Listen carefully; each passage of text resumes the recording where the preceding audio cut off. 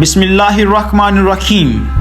ناظرین، اسلامک تاریخ میں ایسے کئی ظالم بادشاہ اور ظالم قومیں گزر چکی ہیں جنہوں نے تکبر اور خدائی کا دعویٰ کیا اور ہر قوم کی بھلائی کے لیے اللہ تعالیٰ نے نبی بھیجے، لیکن انہوں نے ان کی نافرمانیاں کی اور ان نبیوں نے اللہ کے پیغام ان قوموں تک پہنچائے، لیکن انہوں نے احکامات کو جھٹلا دیا اور اس کے بعد ان پر اللہ تعالیٰ کے عذاب نازل ہوئے اور وہ قومیں آج بھی دنیا کے لیے عبرت کا نشان بنی ہوئی ہیں۔ انہی میں کچھ ظالم حکمران بھی گزرے ہیں جنہوں نے خدائی کا دعویٰ کیا اور وہ اللہ تعالیٰ نے ان پر عذاب دیا اور وہ اللہ تعالیٰ کے عذاب سے نہ بچ سکے۔ حضرت موسیٰ علیہ السلام کے دور میں بھی 2 سے 3 ظالم بادشاہ گزرے، جیسا کہ فرعون کے بارے میں ہم آپ کو پچھلی ویڈیو میں بتا چکے ہیں، جو کہ مصر کا بادشاہ تھا اور ایک ظالم بادشاہ تھا جس نے خدائی کا دعویٰ کیا تھا، اور قارون کے بارے میں بھی ہم آپ کو بتا چکے ہیں۔ اور ہماری آج کی ویڈیو حضرت موسیٰ علیہ السلام کے دور میں ایک ظالم بادشاہ حامان کے بارے میں ہے۔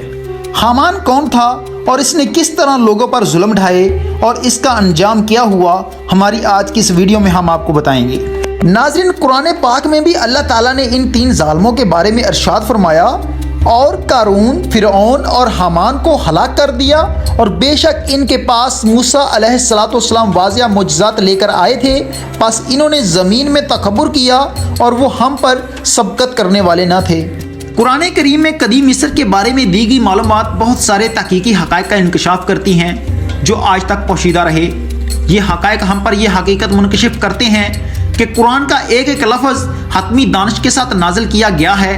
حامان کا ایک ایسا کردار ہے جس کا نام قرآن کریم میں فرعون کے نام کے ساتھ ذکر کیا گیا ہے۔ قرآن میں 6 مقامات پر حامان کا ذکر فرعون کے نزدیک ترین لوگوں میں کیا گیا ہے۔ حیران کن طور پر حامان کا نام تورات کے ان حصوں میں کہ جہاں حضرت موسیٰ علیہ السلام کا ذکر آتا ہے کہیں پر بھی نہیں پایا جاتا، جبکہ عہد نامہ قدیم کے آخری ابواب میں حامان کا ذکر بابل کے ایک بادشاہ کے مددگار کے طور پر آتا ہے جس نے حضرت موسیٰ علیہ السلام کے تقریباً 1100 سال بعد بنی اسرائیل پر بہت زیادہ ظلم ڈھائے۔ کچھ غیر مسلم جو یہ کہتے ہیں کہ حضرت محمد صلی اللہ علیہ وآلہ وسلم نے تورات اور انجیل سے نقل کر کے قرآن میں لکھا تھا، اور وہ یہ بھی کہتے ہیں کہ حضور کریم صلی اللہ علیہ وآلہ وسلم نے ان کتابوں میں درج کچھ موضوعات قرآن میں غلط طور پر منتقل کر دیے تھے اور بعد میں یہ غلط ثابت ہو گیا۔ حامان فرعون کا ایک وزیر تھا اور فرعون کے انڈر کام کرتا تھا۔ حامان کو فرعون ایک مینار تعمیر کرنے کا حکم دیتا ہے اور قرآن کریم میں اس کو اس طرح بیان کیا گیا ہے، اور فرعون نے کہا کہ اے اہل دربار، میں تو اپنے سوا تمہارے کسی خدا کو نہیں جانتا۔ حامان، ذرا اینٹیں پکوا کر میرے لیے ایک اونچی عمارت تو بنواؤ، شاید کہ اس پر چڑھ کر میں موسیٰ کے خدا کو دیکھ سکوں، میں تو اسے جھوٹا سمجھتا ہوں۔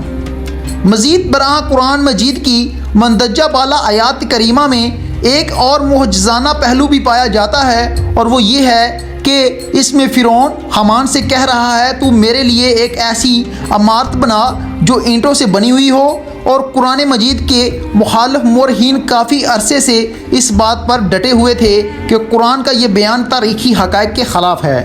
اس لیے کہ مصر کی قدیم تاریخ میں اینٹوں کا وجود نہیں پایا جاتا تھا، بلکہ اینٹیں رومیوں کے دور کے بھی بعد کی پیداوار ہیں۔ چنانچہ قرآن کا یہ کہنا ہے کہ میرے لیے اینٹوں سے گھر بناؤ قطعاً درست نہیں ہے، لیکن قرآن مجید پر یہ اعتراض جاری تھا کہ ایک ماہر آثار قدیمہ پیٹری نے ان اینٹوں کو تبی ہوئی شکل میں دریافت کر لیا۔ یہ اینٹیں مقبروں کی عمارتیں بنانے کے لیے استعمال کی گئی تھیں۔